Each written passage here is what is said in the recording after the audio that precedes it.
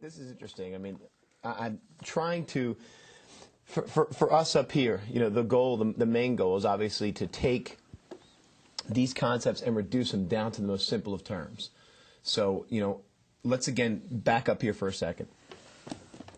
There are traders out there using WiseTrade every single day. They're getting the same exact patterns, okay? But what you're saying is even though the specific criteria is being used to identify the pattern, okay, for each signal, same criteria, same formula, same everything. Right. The chart pattern can look exactly the same. Yeah, everything. Right. The outcomes to each signal have no relationship to one another. That's right. That's exactly what I'm saying. That there's a random distribution between wins and losses over any sequence of trades that you might look at. And so, you know, and again, this is a very difficult concept to grasp, but it's really the traders who have grasped it, let's say, and learn how to think in what I call probabilities. Okay. They're the ones that don't experience the same kind of, you know, the same kind of emotional trauma that the typical trader does because they're expecting something that just may not happen. So for an example, if this trade's a winner based on this particular trade I'm in right now, based on the exact same criteria that, you know, or let's say I'm in a trade right now, or I'm getting into a trade right now, and the exact same criteria exists in the market that did the last time, I'm going to naturally expect it to be a winner if it was a winner the last time. Or I probably will naturally expect it to be a loser if it was a loser maybe the last time, or we had 2 or 3 losers in a row. And this could be a source of frustration for traders. Oh, absolutely. In other words, and that's exactly what happens. It is a source of frustration because if I'm expecting it to be a winner and it turns out to be a loser, I'm going to be frustrated. Not only going to be frustrated, I'm going to be disappointed, and I may even feel betrayed, depending on how much kind of energy that I put into the idea that the trade is going to be right. Well, how do we get over that? I mean, how does a trader take, you know, okay, so I've got all the things right. I've got my charts lined up. I've done everything I was supposed to do. How does the trader at least begin to accept these sorts of things, or you know, how do they begin to remedy these issues? Well, we kind of have to get into the nuts and bolts of this, of just exactly how the markets work, because I think that one of the big problems, one of the reasons why people have such a difficult time with this is because their initial exposure to the markets themselves is through electronics. Right. In other words, through electronics, there's a real disconnect between what you're actually participating in and what's causing, you know, you to want to participate in the first place. In other words, you know, markets started as exchanges, and there were, and so when you traded at an exchange, so you know that all prices are people-generated events. Correct. They are, and see, this is what people have to take into consideration. Everything happens because of what people believe. When you look at the nature of trading and break it down to its simplest components, what you have is everyone trying to do the same thing. There is no possible way that any of us can make money as traders unless we can buy low and sell high, or sell high and buy low. Correct. Is there any other way, Jared? No. No other way. In every market. In every market. So basically, everyone's trying to do the same thing, are they not? Yes. Everyone is doing the same things.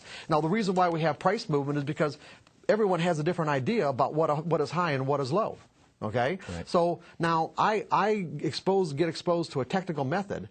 Now, what does this technical method do? And this is the relationship that people need to grasp. If they grasp this relationship, then they can grasp this idea that you can take the same set of criteria and end up with random results. And it's this.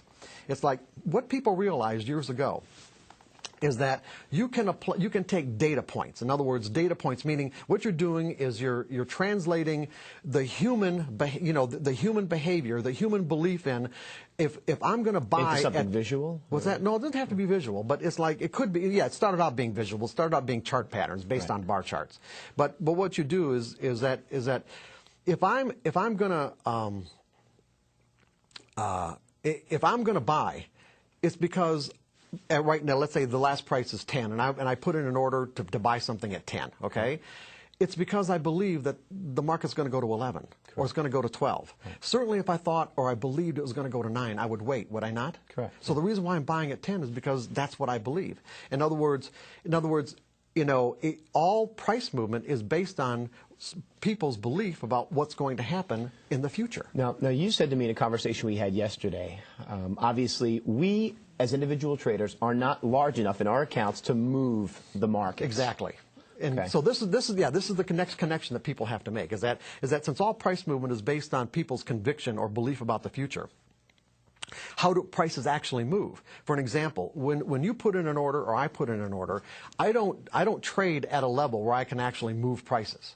But what the typical screen-based trader doesn't understand is that there are traders, there are thousands of traders out there who do move prices, and that it is their intention to move prices.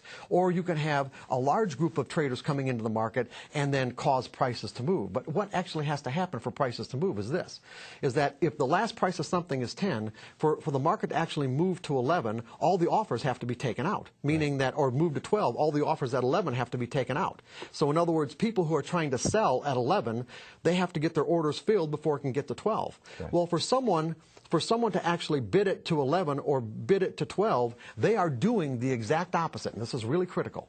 They are doing the exact opposite in that moment of what it takes to be successful. Okay. They're not buying low, they're buying high. They're buying high relative to the last price.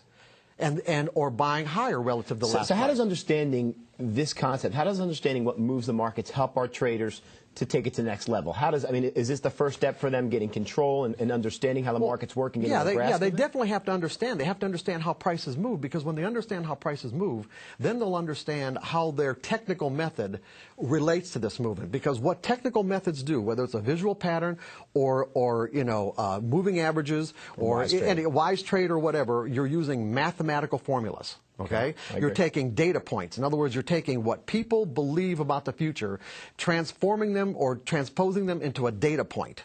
As a price over time, okay, or with volume. There's any or a number. Fresh cross. Yeah, there's any number. That's what it ends up being, is a fresh cross. But I'm talking about the actual mathematical formula that makes the fresh cross. Okay. So there are any number of variables that go into this equation.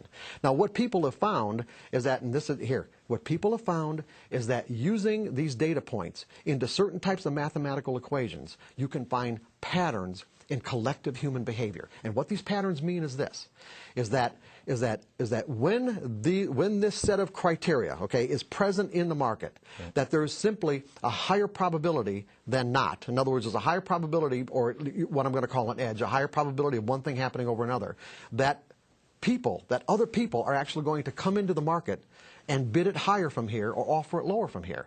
There's just, in other words, when the pattern is present, this collective pattern is present, it will repeat itself.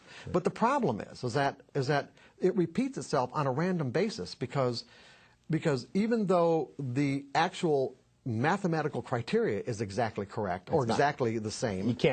Mathematical models can't predict human beings. That's right. Mathematical models can't predict who the actual individuals who are going to come into the market and actually do it.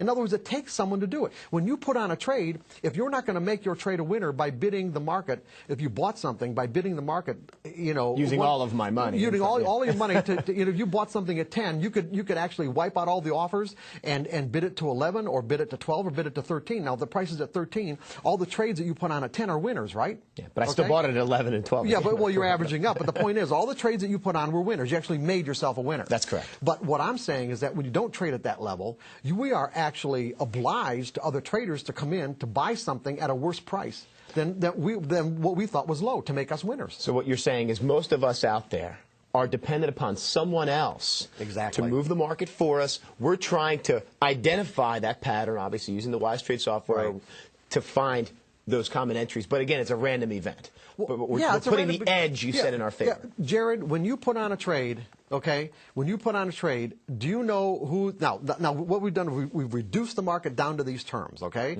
that it takes someone else to make us a winner, right? Correct. Okay, when you put on a trade, do you think about who that might be, who might come into the market to actually make you a winner? No, of course not. Yeah, no. And if it turns out to be a winning trade, do you know who those traders were or who that trader was that actually made you a winner? No. Is there any way to know? No. There might be, but it'd be pretty hard to find out, right? I mean, you could go to the clearing firm, the firm that clears the bottom line is bottom line. Yeah, exactly. So what I'm saying is that when the pattern presents itself, like, okay, I have an edge here. When the pattern presents itself, we don't have any idea of who is actually going to come into the market to do this for us. And so there's no point in analyzing. There's no point in judging. There's no point in trying to figure out whether it's going to work or not. It would be like, for an example, if I said to you, Jared, I'm going to give you a coin, and this coin is weighted in a way where it's going to come up heads 70% of the time. Right. Now, just because I know know mathematically and statistically that this pattern of coming up heads 70% of the time exists, is there still any way for me to know the actual sequence to heads to tails? Of course not. It's an infinite. Well, no, I'm saying, mean, do I know the sequence? In other words, I'm going to flip the coin 100 times, and statistically it's going to come up heads 70% of the times. I still don't know which times flips are going to come up heads, which flips are going to come up heads. They say which flips. It's not the times. Right. Which ones? In other words, we flip the coin once, it comes up heads. Flip the coin twice, it comes up heads. The next one's tails. The next one's tails. The next one's tails. In other words, we could have streaks of heads or tails. Okay, we could have streaks in there. The point that I'm making is that there is no way to know the actual sequence. But at the end of the day, we know we have 70%. So what that does, that obligates us, if we want to be able to trade our methodology in an effective fashion, to be able to utilize this methodology in a way where we can extract the maximum amount of profit that it makes available to us based on the pattern that it identifies. We have to do it in certain ways. In other words, our mind has to be free to be able to execute these trades without making trading errors. And the trading errors come from believing that because the pattern is present, that it's going to give me a winning trade on this one. This trade is going to be a winner. You can't think that way. No, you can't think that way. You can't think that That's way. the way the typical trader thinks. Right. The typical trader thinks, I'm not going to put this trade on unless I think it's going to be a winner. Or why would I do it?